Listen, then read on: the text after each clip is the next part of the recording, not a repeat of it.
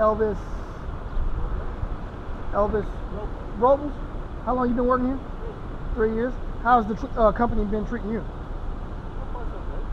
So far, so good. How about the employees that work, the blue collar workers?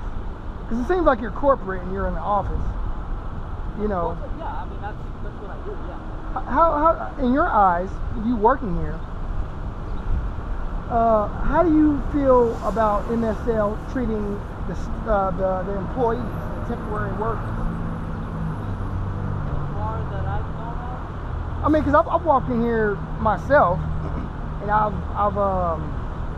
I've interpreted people having hard times, like money missing on their checks not coming on time, them showing up to work early and having to leave because of somebody else's favoritism. Because it's a first come, first served basis. You know, how do you feel about that? It all depends on the customer of their demands. There's a lot of stuff that's gotten way better from what I understood before they had issues here. There is no more paychecks, so that's out of it about paychecks. It's a two-way avenue when it comes down to things. People stating stuff, you have to confirm it, you have to get both sides of the stories. That's usually where I come in. People are claiming hours, so I have to clean out, go into customer sites and figure out what's going on and make sure everything is legitimate. And then you get the ones that are bogus. So you get both sides. You get both sides where we have been wrong and we take care of the social. Okay, well, judging from my point of view, because I'm a public figure, okay? I work at IPS, I'm a student journalist, and I've worked with y'all for 2-3 years, okay? Now, what sparked my interest in filming this, reporting this news, is that I showed up to work last night at 10:30, and I was told to leave by 12 after sitting there not getting paid. Okay, the lead or supervisor there, I don't know his name, but it's not the only time this happened to me.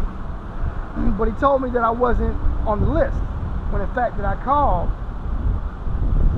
the morning yesterday and said that I was coming back. And I talked to somebody, and they said I sent a contract to work here all week, Monday through Thursday. However, he replied to me last night and said I wasn't on the list, when in fact I was. Yeah, see, he was just some Hispanic guy, and I confirmed that I was on the list when I called this morning. Okay? Now, this happened to me 6, 7, 8 times. I come to work, working on a summer job. I get there ahead of time like I'm told to, and I get sent away because of favoritism. Okay?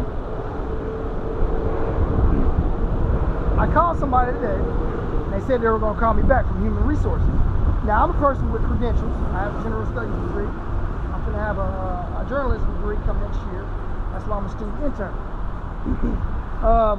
The person never called me back. When in fact, I talked to somebody Not in this office. in this office right here. Yes. You don't have a call center. Well, the call center, I talked to somebody in the call center. Oh, okay. Okay? And I'm going to be frank with you. You've interviewed me before. I think I have. Yes, absolutely. So I have credentials. I have stuff going on. But I just do this as a summer job. But what I've noticed is that how people get done. It's unjust. You got what I'm saying? I see you're right, you're looking nice, this and that, but when oftentimes I see blue collar people, they come in here and they often have issues. And how they're treated is not fair. Yeah. Understandable? Hey, everybody has their entitled to their opinion. Right. So that's why I'm reporting it. And I've interviewed certain blue collar workers, and they've all stated issues with this company. I always tell everybody, have your facts. Right. Just like you get your facts, get your facts. Right. I will tell you one thing. If it doesn't come to my ear, I don't know. I can't do nothing. Well, I talked to a woman, and she said that somebody named Mary was going to call me, okay, from Human Resources. I called back, and she was on lunch. I did this at 8 o'clock in the morning, so that means she didn't take me serious.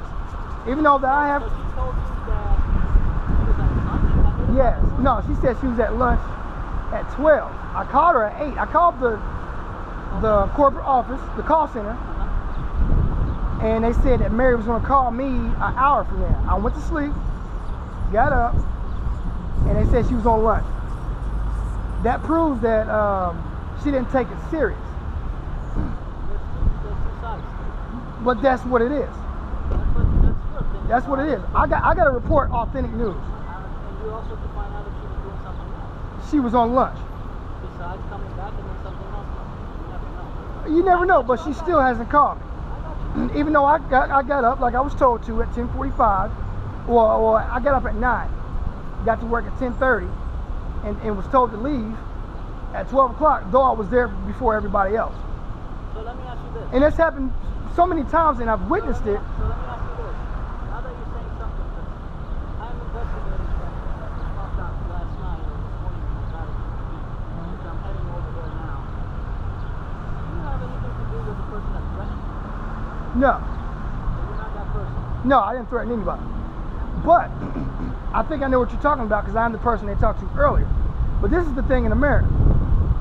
And this is why people of credentials don't like to talk to people who are not educated. I stated.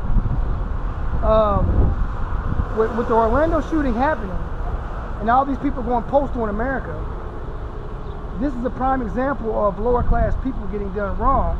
So you were the one that said it? I talked to them earlier, but this is what I stated.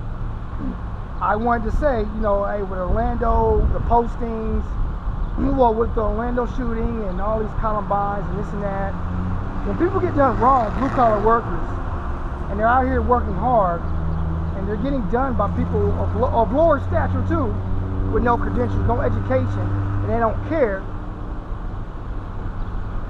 people tend not to, care until it happens to them. And I told her, this is not a threat, this is just reality. And so in turn, what she did was, she said, is this a threat? And this is why people more educated don't waste their time with people with no credentials, no degrees, no nothing. But oftentimes, people in these establishments don't have educated credentials, and they do stuff the wrong way. They don't have communication skills. The perfect companies have the same. Not all of them. I mean, yes. Look, I'm on your side. A lot of them do. I'm on your side. A lot of them do. I'd like to speak with you. Yes. But it would be nice to understand the entire thing. Well, like I said, I didn't know anything was going on. Well, I'm telling you. I saw you. I'm like, well, hold on. It's like he either has an issue or something's going on. yes, I have a. That's why I'm sitting here reporting it. I don't have nothing to hide. You know, I have to give authentic news. I have an audience. You get what I'm saying? But I'm just saying, well, me on the bottom, okay? I'm not even on the bottom, okay? I work a decent job during other months other than summer. This is for some extra cash. But what I've realized is that when I see people walk in here, they're often mistreated and they're not heard. So this is why I'm reporting it. I've seen people get their checks messed up, not receive checks, and when I witness people deal with them, it's in an unjustly fashion. At the same time, I hear what you're saying about when people say things, but there's also facts to those. Those are the facts. No, those are the facts from that side, but there's other facts to the other side. There's always two sides to every story, Yes. and I've always been a true believer on that. Yes. If, like in my department, if we're wrong, we're wrong. We take care of it and move on. Right.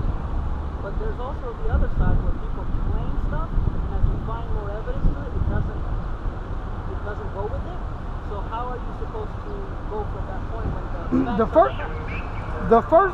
The first move would be live by your word.